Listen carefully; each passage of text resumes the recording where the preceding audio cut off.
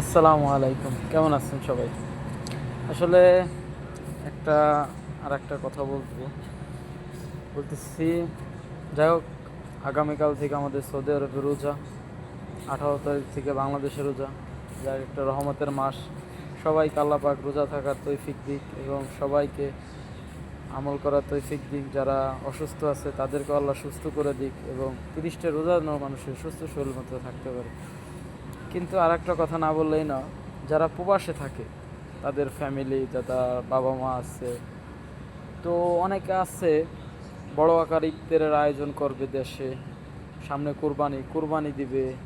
But অনেক গ্রাম অঞ্চলে বা অনেক গরিব দুঃখীর মানুষে দান করবে, জাকাত দিবে। তো ওই প্রবাসীর মা বাবাদের কাছে একটাই প্রশ্ন, যে আপনার ছেলে কি হালাল পথে এই প্রবাস থেকে ইনকাম করে পাঠাইতেছে, নাকি আর একটা বাবা মার সন্তানের টাকা মাইরে দিয়ে কি কাজ করাইয়া টাকা না দিয়ে সেই টাকা দেশে পাঠাইয়া আপনি জাকাত দিতেছেন, ধুমধাম করে ইফতার করাইতেছেন?